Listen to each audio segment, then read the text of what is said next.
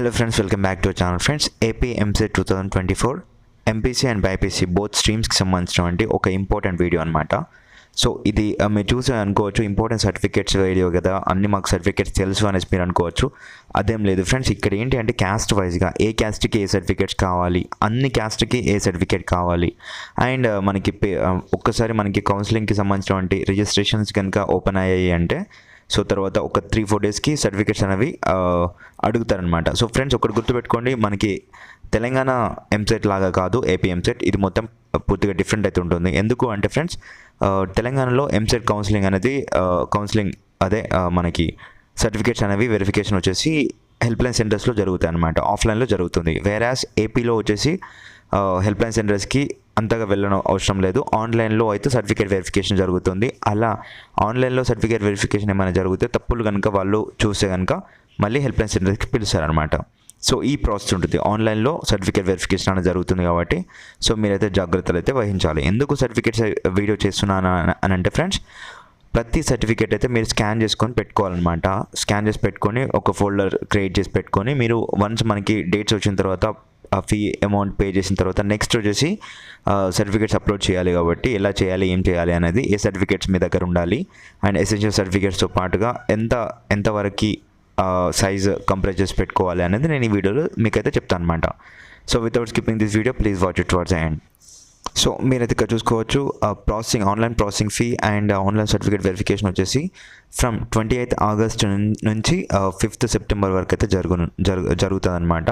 So అది కూడా మీరు గమనించగలరు. సో ఫ్రెండ్స్ ఇక్కడ మీరైతే చూసుకోవచ్చు, all original certificates and 2 sets of xerox copies అనేసి ఇచ్చాను.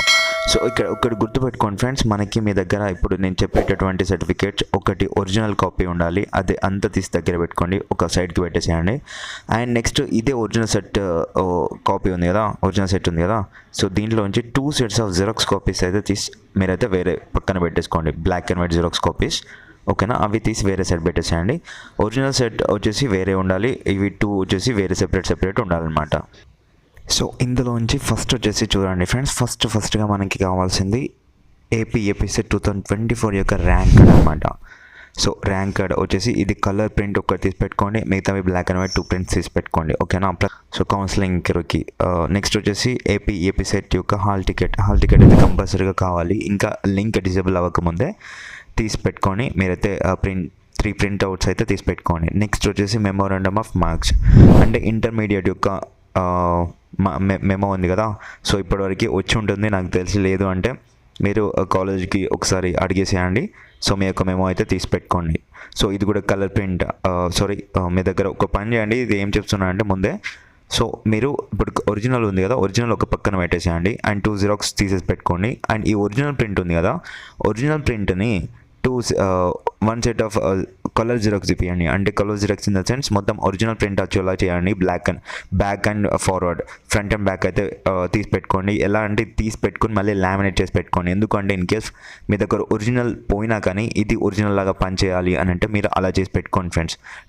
10th memo and inter memo అయితే ఫ్రంట్ అండ్ బ్యాక్ ప్రింట్అవుట్ అయితే తీసి పెట్టుకోండి, అది కూడా colour xerox.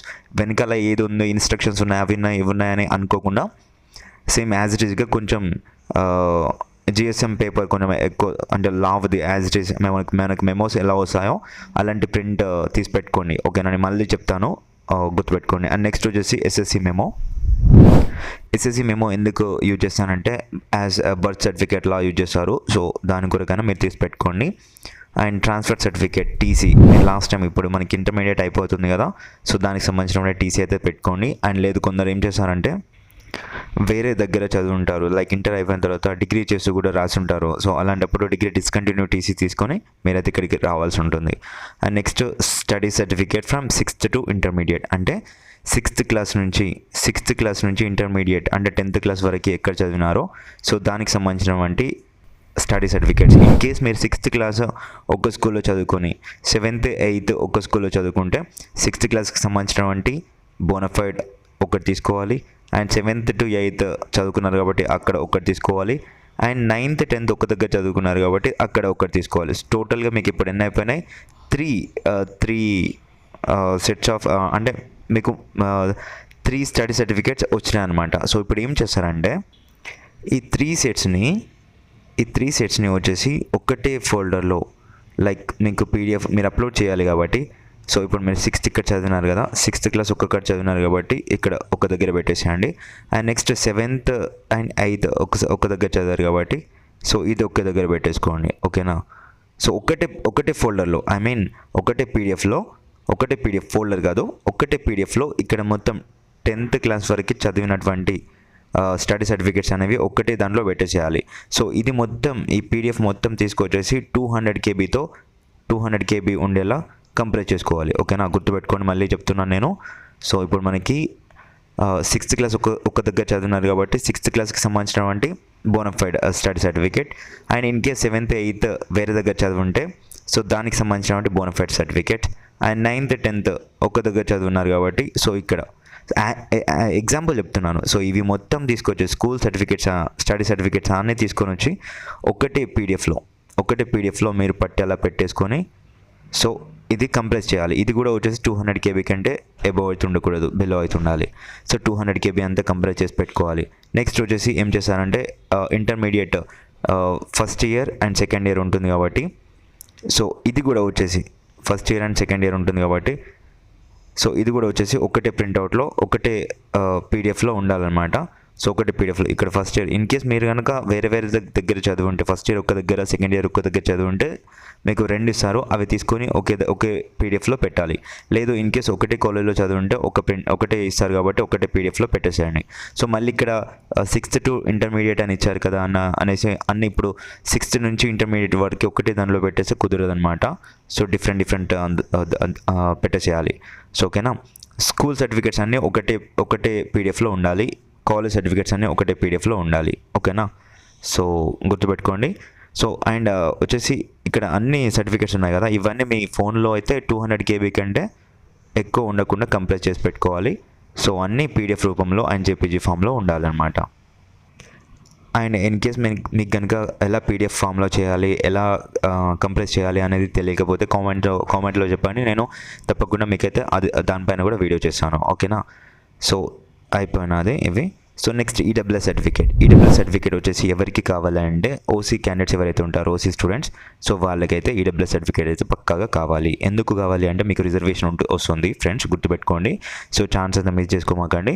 So economical weaker section అనమాట. ఇది కూడా వచ్చేసి 2024 ఆఫ్టర్ ఏప్రిల్ తర్వాత తీసింది మాత్రం అయితేనే సో వ్యాలిడ్ అయితే అవుతుంది, గుర్తుపెట్టుకోండి. ఆఫ్టర్ ఏప్రిల్ అంటే సో ఫోర్త్ మంత్ 2024 అంటే 1/4/2024 తర్వాత తీసినటువంటి సర్టిఫికేట్ అయితేనే ఇక్కడైతే వ్యాలిడ్ అవుతుంది. అది ఇప్పుడు ఇన్ కేస్ మీరు తీసి పెట్టుకోకపోతే ఇప్పుడు తీసేసుకొని దగ్గర పెట్టేసుకోండి. అండ్ నెక్స్ట్ రెసిడెన్స్ సర్టిఫికేట్ ఎవరికి కావాలి అంటే ఎవరైతే మన స్టేట్ ఏపీలో ఉన్నారో సో ఇన్ కేస్ వీళ్ళు కనుక ఫ్రమ్ 10th క్లాస్ వరకు గవర్నమెంట్ స్కూల్లో కావచ్చు చదవకుండా ప్రైవేట్లో చదివిన వారు ఎవరైతే 6th to 10th క్లాస్ వరకు ప్రైవేట్లో ఎవరైతే చదివినారో 6th క్లాస్ నుంచి 10th క్లాస్ వరకు ఏపీలో ఏ ప్రైవేట్ స్కూల్లో చదివినా కానీ వాళ్ళకైతే కంపల్సరీగా రెసిడెన్స్ సర్టిఫికేట్ అవసరం పడుతుంది. లేదు అంటే ఇన్ కేస్ మీరు కనుక అదర్ దెన్ ఏపీలో కాకుండా వేరే దగ్గర మీ పేరెంట్స్ కనుక వర్క్ చేసి ఉంటే మాత్రం మీకు కూడా ఇది అవసరం అయితే పడుతుంది, తీసి పెట్టేసుకోండి. ఓకేనా? అండ్ రెసిడెన్స్ సర్టిఫికేట్స్ తర్వాత వచ్చేసి నెక్స్ట్ వచ్చేసి సో ఇక్కడ చూడండి, మీ పేరెంట్స్ కనుక వేరే దగ్గర వర్క్ చేసి ఉండే అంటే ఆంధ్ర వాళ్ళు అయి ఉండి వేరే దగ్గర వర్క్ చేసి ఉండి వచ్చేస్తే సో దానికి సంబంధించినటువంటి సర్టిఫికేట్ వచ్చేసి రెసిడెన్స్ సర్టిఫికేట్ వచ్చేసి తహసీల్దార్ ఆఫీస్ నుంచి అయితే తీసుకోవాల్సి ఉంటుంది. సో అది మీ పేరెంట్స్ని అడిగితే వాళ్ళు చెప్పేశారు. సో ఇన్ కేసు లేదు అంటే కామెంట్ సెక్షన్లో తెలపండి, నేను తప్పకుండా మీకు అయితే రిప్లై ఇస్తాను విత్ వ్యాలిడ్ ఇన్ఫర్మేషన్తో. ఆ తర్వాత వచ్చేసి 10th ప్లేస్లో వచ్చేసి integrated community certificate in case BC SC ST issued by the competent authority. So ఇది గుర్తుపెట్టుకోండి ఫ్రెండ్స్. ఒకటి వచ్చేసి ఇక్కడ మీరు కనుక బీసీ ఎస్సీ ఎస్టీ వర్గానికి చెందిన వాళ్ళైతే సో తప్పకుండా మీకు అయితే రిజర్వేషన్ అనేది ఉంటుంది కాబట్టి సో మీ క్యాస్ట్ సర్టిఫికేట్ అనేది మీరు తీసేసి పెట్టుకోవాలన్నమాట. క్యాస్ట్ సర్టిఫికేట్ వచ్చేసి దాని పీరియడ్ వచ్చేసి 10 years వరకు అయితే ఉంటుంది వ్యాలిడిటీ. సో ఇన్ కేస్ ఓల్డ్ది ఉన్న పర్లేదు, బట్ ఏంటి అంటే క్యాస్ట్ సర్టిఫికేట్ అయితే తీసేసి ఉంచుకోవాలన్నమాట, మీ దగ్గర పెట్టుకోవాలి. సో ఇది వచ్చేసి బీసీ ఎస్సీ ఎస్టీ వాళ్ళైతే తీసేసుకొని మీ వద్ద అయితే ఉంచేసుకోండి. క్యాస్ట్ సర్టిఫికేట్ తర్వాత నెక్స్ట్ వచ్చేసి ఇన్కమ్ సర్టిఫికేట్ వచ్చేసి గుర్తుపెట్టుకోండి ఫ్రెండ్స్. ఇక్కడ మనకి ఇక్కడ ఒకటి చూడండి, who claim tuition fee reimbursement అనేసి ఇచ్చారు. సో అంటే ఏంటి అంటే ఇన్కమ్ సర్టిఫికేట్ ఎవరైతే ఇప్పుడు మనకి బీసీ ఎస్సీ ఎస్టీ వాళ్ళు ఉన్నారో సో వీళ్ళందరికీ వచ్చేసి అండ్ వీళ్ళకనే కాదు ఈడబ్ల్యూఎస్ సర్టిఫికేట్ ఉన్న వాళ్ళకి కూడా వచ్చేసి ఏంటి అంటే ట్యూషన్ ఫీ రియంబర్స్మెంట్ అనేది వస్తుందన్నమాట. అంటే మీ కాలేజ్ యొక్క ఫీ మొత్తం గవర్నమెంట్ పే చేస్తుంది. సో లాస్ట్ వైసీపీ గవర్నమెంట్ ఉన్నప్పుడు వచ్చేది చూడండి, సో అలా అనమాట. సో ఇన్కమ్ సర్టిఫికేట్ వచ్చేసి అది కూడా 2024 ఆఫ్టర్ జనవరి 1 తర్వాత తీసినటువంటిది మాత్రమే వ్యాలిడ్ అవుతుంది. ఇంకా ఎవరైతే ఈ ఇయర్ది లేదో సో మీరైతే మనకి కౌన్సిలింగ్ స్టార్ట్ అయిపోయిన తర్వాత registrations and certificates upload verification టైంలో అయితే మీ దగ్గర లేకపోతే మీకైతే ట్యూషన్ ఫీజు రాదు, మీరే పే చేసుకోవాల్సి ఉంటుంది. కాబట్టి గుర్తుపెట్టుకోండి. సో ఇప్పుడైతే మీ ఎంఆర్ ఆఫీస్ మీ సేవ దగ్గరికి వెళ్ళేసి ఈ సర్టిఫికేట్ అయితే చేయించేసుకోండి. సో నెక్స్ట్ వచ్చేసి ఇన్కమ్ సర్టిఫికేట్. మనకి ఇక్కడ మెయిన్గా కావాల్సింది ఏంటి అంటే so caste certificate and income certificate and EWS certificate and ఇక్కడ చూసుకోండి లోకల్ స్టేటస్ సర్టిఫికేట్. అంటే సో ఎవరైనా తెలంగాణ నుంచి ఆంధ్రాకి వచ్చి ఆనర్ బిఫోర్ ఈ డేట్స్ రోజు వచ్చి ఉంటే వాళ్ళు కూడా లోకల్ క్యాండిడేట్స్గా పరిగణిస్తారు అనేసి ఇచ్చారు. సో ఇదంతా కాదు కానీ చెప్పేసి వినండి. సో మనకి ఎసెన్షియల్ సర్టిఫికేట్స్ అంటే ఈడబ్ల్యూఎస్ సర్టిఫికేట్ ఏదైతే ఉందో ఇది only income certificate and caste certificate. So ఇవి 3 అండ్ వైట్ రేషన్ కార్డ్ ఇవి ఉన్న వాళ్ళకి మాత్రం తప్పకుండా అయితే ఫీజ్ రియంబర్స్మెంట్ అయితే వస్తుందన్నమాట. అంటే గవర్నమెంటే మీకు స్కాలర్షిప్ అయితే పే చేస్తుంది కాబట్టి ఈ సర్టిఫికేట్స్ అన్నీ కొత్తవి మాత్రమే ఉండేలా చూసేసుకోండి ఫ్రెండ్స్, ఓకేనా. అండ్ వీటితో పాటుగా pH physically handicapped Anglo Indian CAP and sports certificate కనుక ఉంటే సో అవి కూడా మీరైతే తీసి పెట్టుకోండి. దానికి కూడా మనకైతే అంటే స్పెషల్ రిజర్వేషన్ అయితే ఉంటుందన్నమాట. సో ఇన్ కేస్ ఇప్పుడు పిహెచ్ ఫిజికల్లీ హ్యాండిక్యాప్డ్ స్టూడెంట్స్ ఉన్నారు, సో వీళ్ళు ఎస్సీ కేటగిరీకి చెందిన వాళ్ళు. సో ఇక్కడ ఎస్సీకి సంబంధించినటువంటి రిజర్వేషన్ అయితే వర్తిస్తుంది. అండ్ అలాగే ఇక్కడ ఫిజికల్లీ హ్యాండిక్యాప్డ్ సర్టిఫికేట్ ఉన్నది కాబట్టి దానికి సంబంధించినటువంటి రిజర్వేషన్ కూడా వర్తిస్తుంది. అంటే ఇక్కడ వచ్చేసి మీకు చాలా బెనిఫిట్ అయితే జరుగుతుందన్నమాట. అంటే మీకు తక్కువ ర్యాంక్ వచ్చినా అంటే ఇన్ కేస్ తక్కువ మార్క్స్ వచ్చినా కానీ సో మంచి కాలేజీలో అయితే సీట్ అయితే వస్తుంది. So Anglo Indian CAP sports so NCC ఇవన్నీ ఉన్నాయి కదా, ఈ సర్టిఫికేట్స్ ఉన్న వాళ్ళకి కూడా మీకు అయితే స్పెషల్ రిజర్వేషన్ అయితే ఉంటుంది. సో గుర్తుపెట్టుకోండి, ఈ సర్టిఫికేట్స్ కనుక ఉంటే తీసేసి మీ దగ్గర అయితే పెట్టేసుకోండి విత్ ఒక సెట్ ఆఫ్ ఒరిజినల్ అండ్ మరో 2 సెట్స్ వచ్చేసి జిరాక్స్ కాపీస్ అయితే తీసేసి పెట్టుకోండి. అండ్ వీటితో పాటుగా మెయిన్ వచ్చేసి గ్యాప్ సర్టిఫికేట్. ఎవరైనా స్టూడెంట్స్ లాంగ్ టర్మ్ కావచ్చు వేరేది కనుక చేసి ఉంటే వాళ్ళు వచ్చేసి గ్యాప్ సర్టిఫికేట్ అయితే సబ్మిట్ చేయాలి. గ్యాప్ సర్టిఫికేట్ అనేది లోకల్ క్యాండిడేట్ సర్టిఫికేట్ అని అంటారు. సో ఇది వచ్చేసి ఏం చేస్తారంటే మీ దగ్గర ఉన్నటువంటి మీ మండల్ కేంద్రంలో ఉన్నటువంటి ఎంఆర్ఓ తహసీల్దార్ ఆఫీస్ ఉంటుంది కదా, సో అక్కడికి వెళ్ళైతే మీరైతే ఫిల్ చేయించుకొని రావాల్సి ఉంటుంది. సో దీనికి కావాల్సిన గ్యాప్ సర్టిఫికేట్కి కావాల్సినటువంటి సర్టిఫికేట్స్ ఏమేమి అవసరం పడతాయంటే ఫ్రెండ్స్ గుర్తుపెట్టుకోండి, 6th క్లాస్ నుంచి 10th క్లాస్ వరకు మీరు ఎక్కడ చదువుకున్నారో దానికి సంబంధించినటువంటి స్టడీ సర్టిఫికేట్స్ అండ్ ఇంటర్మీడియట్ తర్వాత గ్యాప్ వచ్చిందా, స్కూల్ టైంలో గ్యాప్ వచ్చిందా అనేది వాళ్ళు అడుగుతారు. కాబట్టి intermediate first year and second ఇయర్కి సంబంధించినటువంటి బోనఫైడ్ సర్టిఫికేట్స్తో పాటుగా మీ యొక్క ఆధార్ కార్డ్, మీ ఫాదర్ యొక్క ఆధార్ కార్డ్ అయితే మీరైతే సబ్మిట్ అయితే చేయాలి ఫర్ గ్యాప్ సర్టిఫికేట్ చేయించుకోనికి. ఆ తర్వాత మీ యొక్క ఆధార్ కార్డ్ అయితే అవసరం అయితే పడుతుంది. ఆధార్ కార్డ్ కూడా మీరు ఉంచేసుకోవాల్సి ఉంటుంది. అండ్ మీ దగ్గర వైట్ రేషన్ కార్డు ఉంటే అది కూడా మీరైతే తీసేసి పెట్టుకోవాలన్నమాట. సో ఫ్రెండ్స్ ఇక్కడ మీరు చూసినటువంటి సర్టిఫికేట్స్తో పాటు మీరైతే ఇప్పుడు ఒక టూ పాస్పోర్ట్ సైజ్ ఫోటోగ్రాఫ్స్ అయితే తీసేసుకొని మీరైతే ఉంచేసుకోవాలి.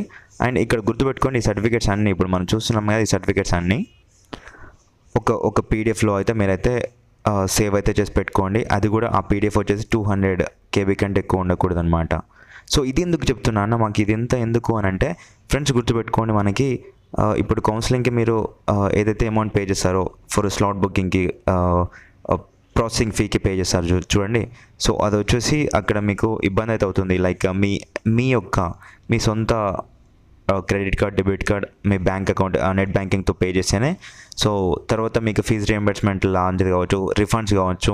సో దానికే వచ్చేసాయి కాబట్టి అందుకొరకు అయితే చెప్తున్నాను. అండ్ వచ్చేసి ఏంటంటే నా వీడియోస్తో మీరైతే మీ మొబైల్లోనే ఈ ప్రాసెస్ అంతా కంప్లీట్ చేసుకోవచ్చు. సో ఎక్కడికి వేరే నెట్ సెంటర్ దగ్గరికి వెళ్ళేసి అడిషనల్గా అమౌంట్ అయితే పే చేయని అవసరం లేదు ఫ్రెండ్స్. అంతగా ఇబ్బంది అయితే పడమాకండి. సో నేను చెప్పినట్టుగా చేయండి. ఇన్ కేస్ మీకు కంప్రెస్ చేయడానికి వస్తలేదు, పీడిఎఫ్ ఫార్మాట్లో మీకు సేవ్ చేయడానికి వస్తలేదు అంటే చెప్పండి, కామెంట్ సెక్షన్లో తెలియజేయండి. తప్పకుండా దానిపై వీడియో అయితే చేసి మీ ముందుకైతే తీసుకొని వస్తాను. సో ఫ్రెండ్స్, ఏమైనా డౌట్స్ ఉంటే కింద కామెంట్ సెక్షన్లో తెలియజేయండి రిగార్డింగ్ సర్టిఫికేట్స్.